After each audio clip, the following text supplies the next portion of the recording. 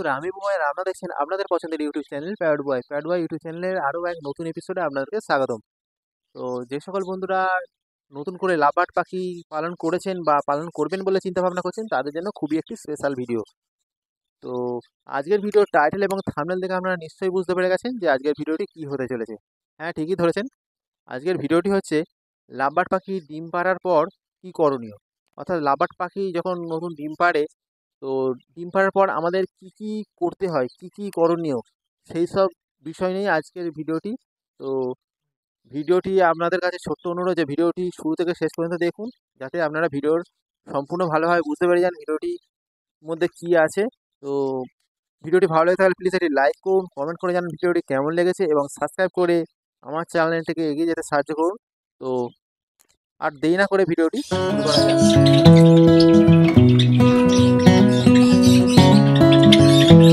আজকে আলোচনা করব লাভবার্ড পাখি ডিম পাড়ার পর কি করণীয়, ডিম থেকে ভালোভাবে বাচ্চার জন্ম হয় এবং বেশি পরিমাণে বাচ্চা পাওয়ার জন্য কি কি পথ অবলম্বন করতে হবে তা নিয়ে আজকে আলোচনা করব।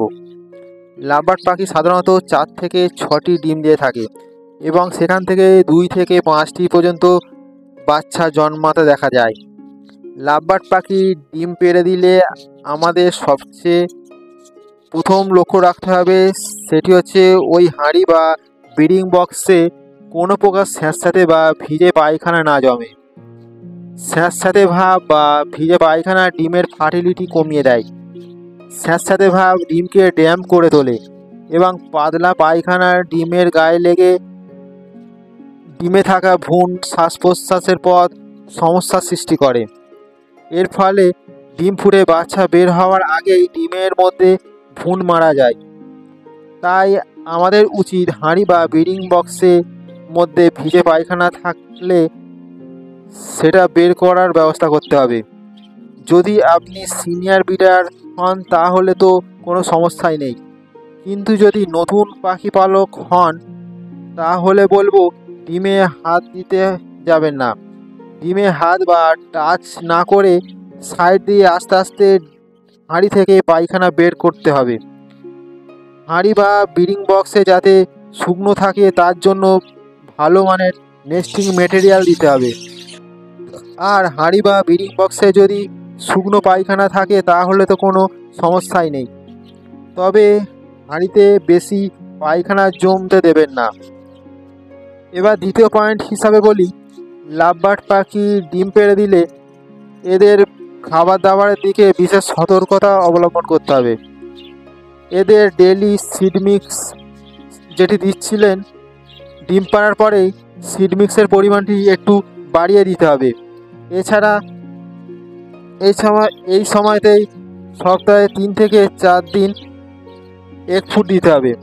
এগ ফুড বিভিন্ন মানুষ বিভিন্নভাবে বানিয়ে থাকে। আপনারা গাজর, বিম কড়াই, বরবটি কড়াই প্রভৃতি সবজি দিয়ে এবং শাক দিয়েও এগ ফুড বানিয়ে দিতে পারে। এছাড়াও মিষ্টি কুমড়ো, কাঁচা ভুট্টা, সজনে পাতা, তুলসী পাতা, কলমি শাক যখন যেমন পাবেন তেমন দিয়ে বানিয়ে সফট ফুড দিতে পারেন। তবে একটি কথা বলবো, ডিম পেড়েছে বলে আপনারা আবার ডেলি এগ ফুড দিতে যাবেন না, এর কারণ হচ্ছে এগ ফুড শরীরকে হিট করে। ডেলি এগ ফুড দিলে পাখি ডিমে তা দেবে না, তা না দিয়ে মেটিং করার জন্য উদ্বুদ্ধ হয়ে পড়বে, ফলে ডিমের ফার্টিলিটি নষ্ট হয়ে যাবে। তাই 3 থেকে 4 দিন এগ ফুডের পরিমাণ মতো দিতে হবে। কিছু খাবার দাবার সতর্কতা অবলম্বন করতে হবে, যেমন সিম, টমেটো, লেটুস পাতা, পালং শাক প্রভৃতি পাখিকে খেতে দেবেন না।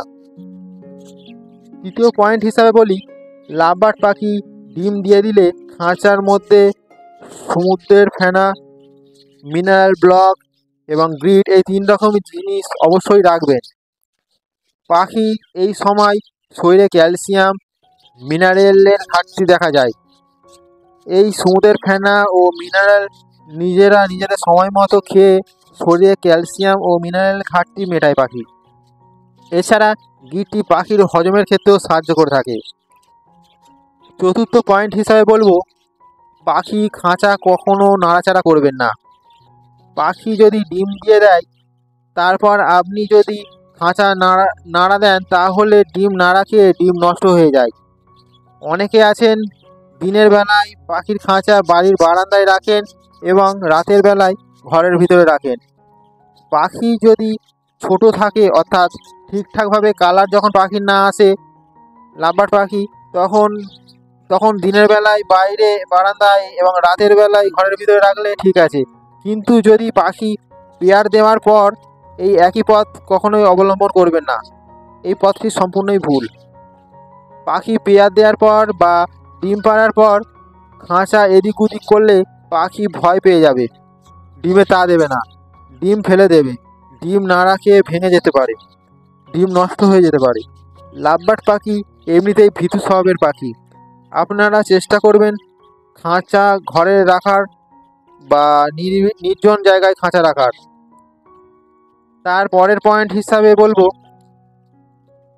পুরানো বাচ্চা সরিয়ে ফেলার আগেই অনেক সময় আমরা দেখি যে লাভবার্ড পাখি ডিম দিয়ে দিয়েছে। অর্থাৎ পুরানো পাখি ফার্স্ট ক্লাস পাখির বাচ্চা হয়েছে, বাচ্চা বাবা মার কাছে থাকা সত্ত্বেও আবার নেক্সট বক্সে বা ব্রিডিং বক্সের মধ্যে আবার পাখি ডিম দিয়ে দিয়েছে। এই রকম অবস্থায় বাচ্চাগুলিকে সরিয়ে ফেলতে হবে, কারণ মা পাখি এই সময় বাচ্চা পাখির উপরে কামড়াতে যাওয়ার চেষ্টা করবে, ওদের উপরে আক্রমণ করতে চেষ্টা করবে। তাছাড়া ছোট পাখিগুলি হাঁড়ি বা ব্রিডিং বক্সে ঢুকে ডিম নাড়িয়ে দিতে পারে বা মা পাখিকে ডিমে তা দেওয়ায় ব্যাঘাত ঘটাতে পারে। তাই বাচ্চা খাঁচা থেকে বের করে দিতে হবে। তবে বাচ্চাগুলি ঠিকঠাক খেতে যদি না পারে তাহলে বাচ্চাগুলি ওই খাঁচার নিচের ফ্লোরে রেখে দিতে পারেন। বাবা পাখি বাচ্চাগুলিকে খাইয়ে বড় করে তুলতে সাহায্য করবে। আর যদি আপনাদের হাতে সময় থাকে তাহলে বাচ্চাগুলিকে বের করে আলাদা খাঁচায় রেখে হ্যান্ড ফিডিং করাতে পারেন। তারপরে বিশেষ যে পয়েন্টটি বলবো তা হলো অসতর্কতা। আমাদের অনেক অসতর্কতার কারণে ডিম নষ্ট হয়ে যায়। যেমন আমরা অনেক সময় পাখির খাঁচা এমন জায়গায় রাখি যেখানে বৃষ্টির জলে ঝাপটা খাঁচায় আসে। কোনো কারণে যদি হাঁড়ির মধ্যে বৃষ্টির জল চলে যায় তাহলে ডিম নষ্ট হয়ে যায়। তাই আমাদের খাঁচা এমন জায়গায় রাখতে হবে যেখানে বৃষ্টির জল না আসে। আমাদের লক্ষ্য রাখতে হবে হাঁড়ি যেন কোনো কারণে স্যাঁতস্যাঁতে না হয়।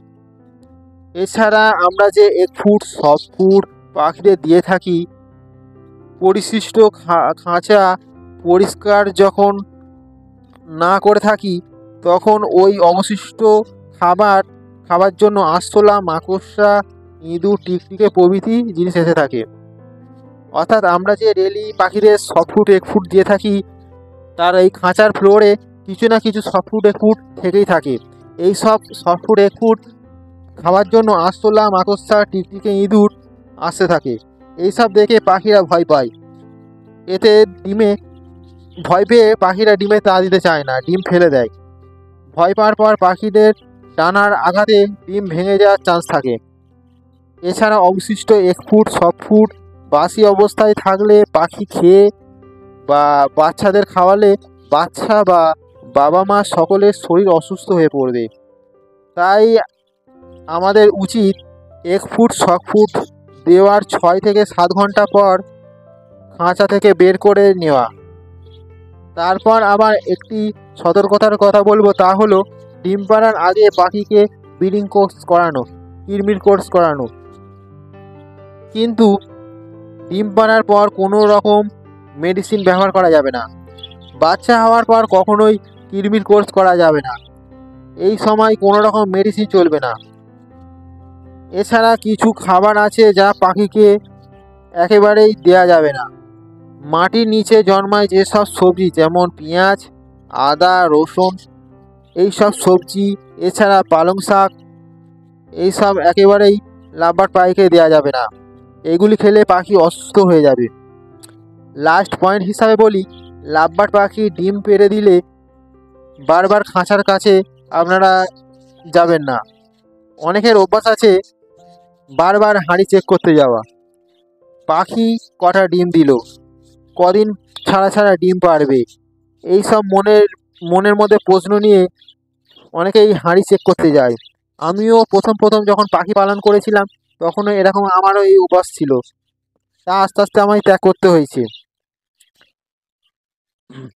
কিন্তু এই পথটি একেবারেই ভুল, যে সবসময় গিয়ে চেক করা। পাখি অসন্তুষ্ট হয়ে পড়বে, যার ফলে ডিমে তা দেবে না, ডিমে তা দেওয়া ছেড়ে দেবে। আর চেষ্টা করতে হবে কোনো প্রকার পোকা জীব খাঁচার মধ্যে না আসে। এই সব দিকগুলি ঠিকঠাক অবলম্বন করলে আশা রাখছি আপনার কোনো সমস্যার মুখে আপনাকে পড়তে হবে না। ভিডিওটি আজ এই পর্যন্তই। ভিডিওটি সম্পূর্ণ দেখার জন্য অসংখ্য ধন্যবাদ। আশা করছি ভিডিওটি আপনাদের পাখি পালন জীবনে অনেকটাই হেল্প করবে। তো ভিডিওটি ভালো লেগে থাকলে প্লিজ একটি লাইক করুন, কমেন্ট করে জানান ভিডিওটি কেমন লেগেছে এবং সাবস্ক্রাইব করে আমার চ্যানেলটিকে এগিয়ে যেতে সাহায্য করুন। তো আজকের মতো এই পর্যন্তই, দেখা হচ্ছে নেক্সট ভিডিওতে। আজকের মতো টাটা।